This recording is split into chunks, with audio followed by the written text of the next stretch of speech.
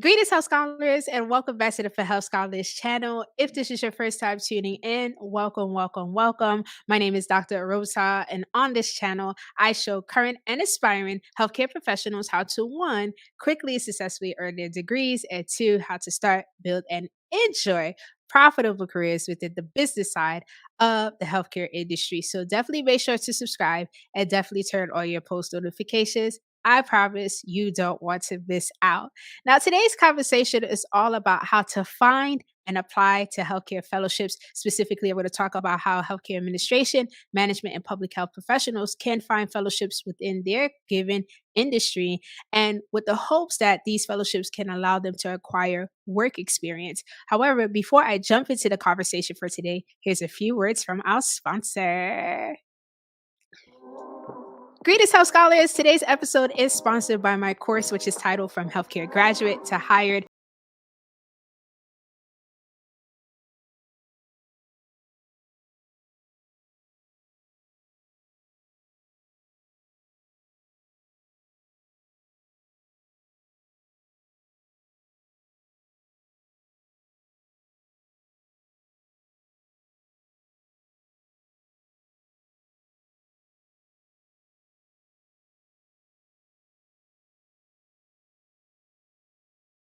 All right, so we are back. And as I stated, today's conversation is all about how to find and apply to healthcare fellowships. This has been one of the topics that have been really requested by the community. And so I am going to deliver today. And I want to start off the conversation by saying this.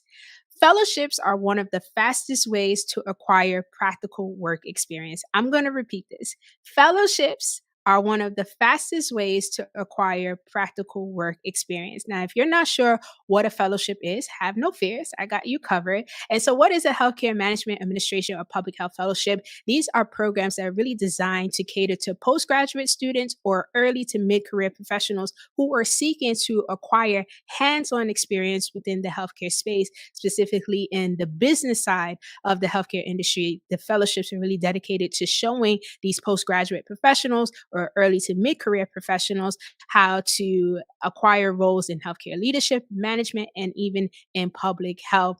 Now, most fellowships require you to be a graduate from at least a bachelor's program. Oftentimes, you see individuals in the master's or doctoral program really vying and applying for fellowships, but usually a fellowship will want you to have your degree. And some of the institutions that provide fellowships in this space, particularly, are healthcare systems, universities, governmental agencies, and even professional associations. And so we're going to talk about that in great detail today. So that's what fellowships are. Now, there are different types of fellowships, and this is key to be aware of because this will help you make an informed decision on what fellowship is right for you and your career goals. So, the first type of fellowship you have is your postgraduate fellowships. Additionally, they have an executive fellowships, and those executive fellowships are really dedicated to professionals who are interested in executive leadership in the healthcare space. And so, if you're interested in working as a CEO, COO, or any other type of chief operating officer position, then an executive fellowship may be right for you. Then you have your research fellowships, and this is really for professionals who are interested in the research side of the healthcare industry. And usually you see research fellowships as postdocs. So if you have completed a doctoral program, it's under the assumption that you know how to conduct the research. And so a research fellowship may be assistive to you because it can help you further expound on your research interests and conduct research that can contribute to the forward movement of the healthcare industry. Then you have your international fellowships. And I think for many individuals who've reached out to me, you are based outside of the US. And so there are international fellowships that you can probably apply to if you have the right credentials to help you acquire that international perspective and experience in the field of healthcare management, administration, or public health. And then something that is becoming more popular are diversity and inclusion fellowships within the healthcare space. It is a hot topic right now. And if you are a healthcare professional very interested in exploring the diversity and inclusion side, so DEI side of healthcare, then these fellowships may be right for you. Now, do note that underneath the fellowship umbrella, whether it is an executive fellowship or postgraduate fellowship, they do have focus areas. And so, under the healthcare administration and management fellowship area, though some of the focus areas can include hospital administration. Although I must add this, just because you are a healthcare administration professional, it doesn't mean that you have to work in the hospital. And so, I've shared this with you in a couple of videos that healthcare administration is very much an umbrella term to describe many of the non clinical positions in the healthcare space. So, you definitely don't have to work in the healthcare space, but it definitely can be an option for you if you're interested in hospital administration. You also have healthcare finance, quality improvement, patient safety, which is highly underrated, but definitely essential and well needed. And so, if you're interested in protecting the safety of patients, then that may be a fellowship that is right for you. You have information technology and global health, just to name a few. This is not an exhaustive list.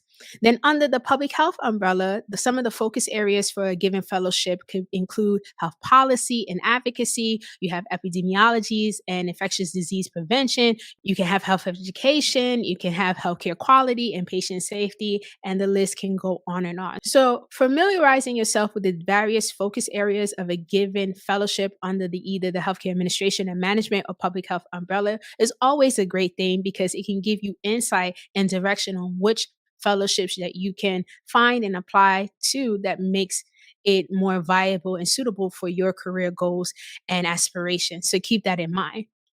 Now, here's another question many individuals ask. Are healthcare administration, management, and public health fellowships paid?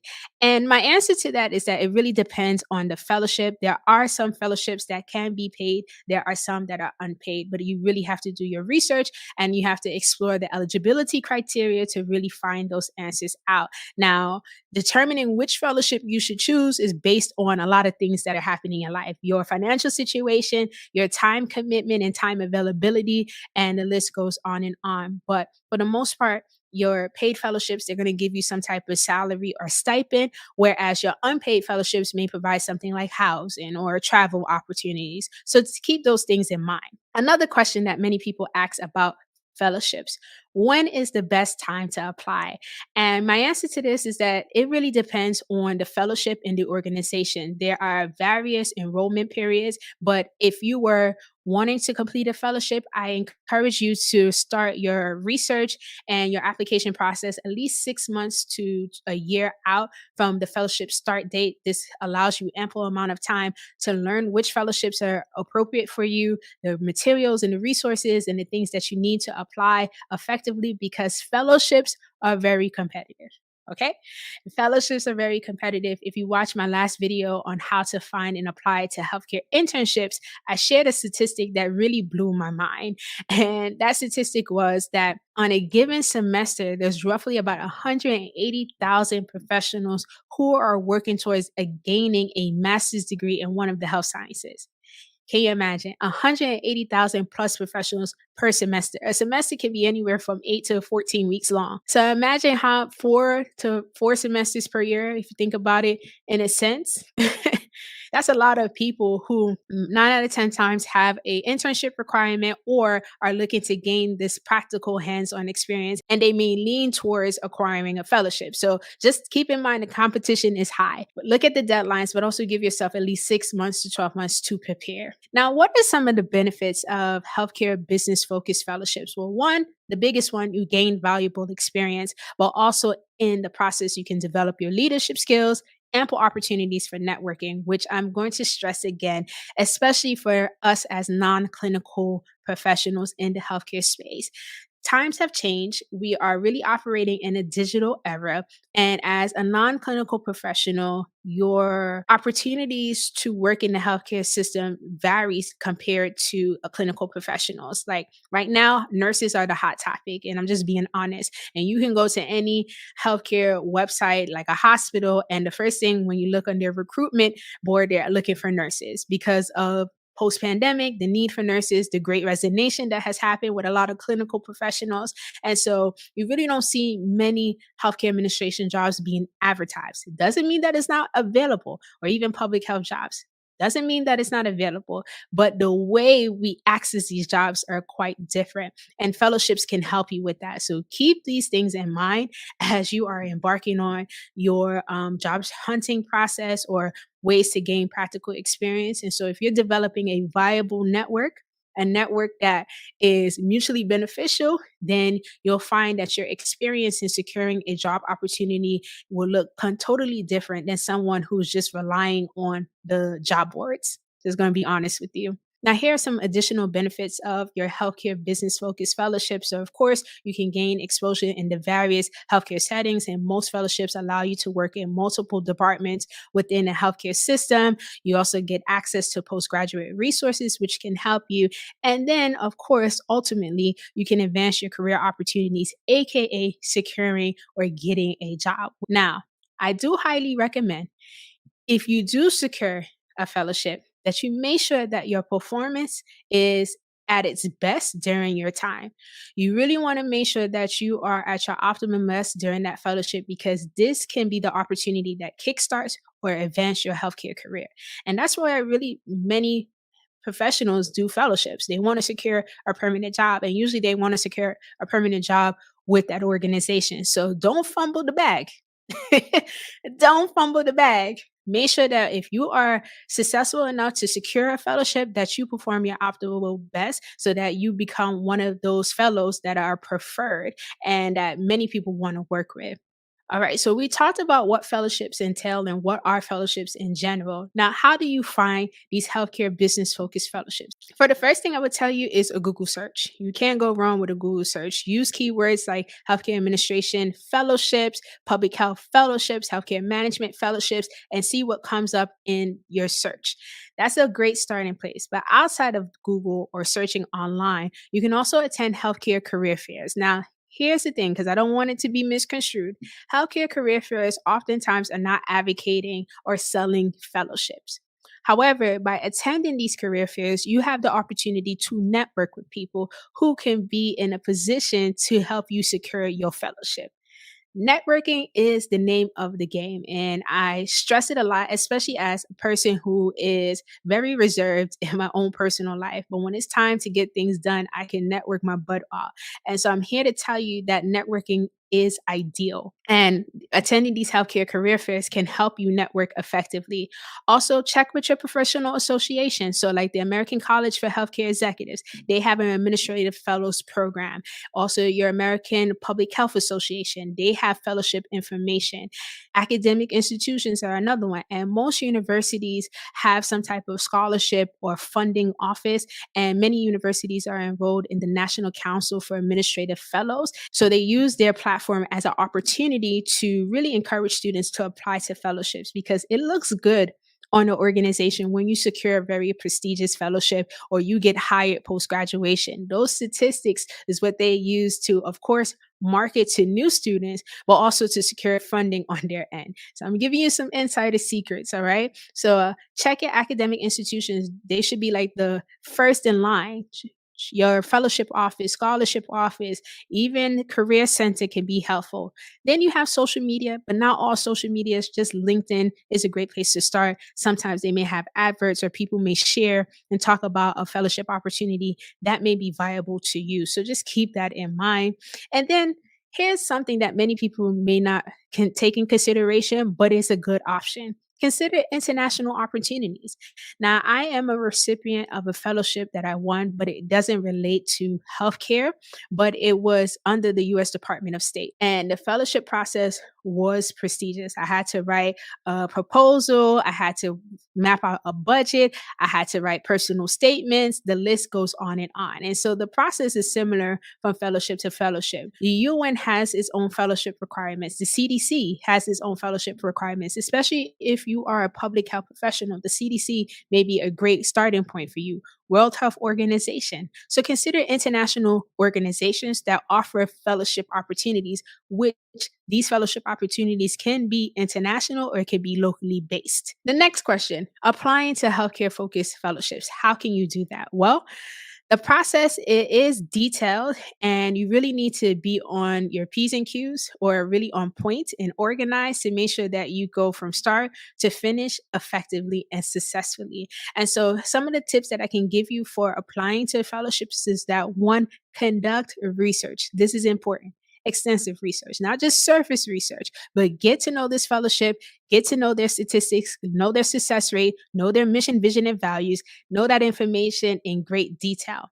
Then prepare your application materials before or even by the deadline. And I encourage you to be ready before the deadline, because there are some fellowships that have like a early admissions advantage. And if you're ready and prepared, you can submit it and have first priority to be considered. So this is why I tell you, if you want to know an ideal time frame for securing a fellowship, it should start preparing anywhere from 6 months to a year before the fellowship deadline dates. Then submit by the deadline. If you submit late, 9 out of 10 times they're going to cancel your application, because it speaks volumes of you when you submit something that has a distinct deadline late. Or they may just say, okay, you won't be considered for this round, but we'll put you in the next round. So just really make sure you read the instructions for the fellowships, and then prepare for the interview. Now, some fellowships have an interview requirement. Treat it like a job. Put your best foot forward, right? Go in there ready to impress all those who are at the table, and they're the ones who have the power to make the decision on whether you should get the fellowship or not. So keep that in mind. Now, here is from my own experience of working on a fellowship application, winning a fellowship, working with people who won fellowships. The best fellowship applications are the ones that are well written, highly well written. That's a must, but also shares a story. Yes, we can all meet the technical guidelines, but what really gives you that competitive advantage? What makes you stand out from the crowd? That's what you should be also including in your fellowship application when it's asked. So when they say write a personal statement, or write and answer the question of why you want to apply to this fellowship, take them on a story. By the time they finish reading your application, they should be wanting you for the fellowship. They're like, hey, we don't only just want you, we need you for this fellowship. You are the ideal candidate. But also, the best fellowship applications are the ones that adheres to the fellowship application instructions in its entirety. You don't want to interpret the information wrong. You don't want to omit information. You don't want to add more than what they're asking for. You just want to give them what they're asking for. And so this is what I have seen from my own experience of writing for a fellowship and winning that, helping others secure fellowships through their writing and advising them. So take this advice to heart. It will take you far in the fellowship process. And the last note that I want to provide for you is that don't be afraid to apply. I find that for many professionals, they get caught up in the technical component, that they get so overwhelmed, and that prevents them from applying. But I'm here to tell you, apply. The worst answer that you can receive is a no. And that doesn't do anything for you outside of you're still in the position where you started. A no. Doesn't mean that you may not be able to apply again. It doesn't speak to who you are as a person. Rejection is definitely a part of most things in life. But the only way you know whether you can win a fellowship, acquire a fellowship, is for you to apply. So don't be afraid to apply. And then also, I wanted to share with you that here at the Health Scholars community, we have a fellowship directory that is free to our community members. All you have to do is sign up. So the link is inside of the description box. So we do update that list on a periodic basis. And my team and I, as we find fellowships and vet them, because we don't just put anything on there, as we vet these fellowships, we now include it, and you have access to this information. And so I encourage you to sign up. It's a great starting step to gain that hands-on experience in the field. Many people ask the question, well, how do I gain experience? How do I gain experience? Nobody is hiring. Well, internships, fellowships, and externships are a great way to do so. So I hope the information I shared with you today is helpful. As always, I want to thank you for tuning into today's episode. Make sure to like, make sure to subscribe, and make sure to share. And until the next time, bye for now.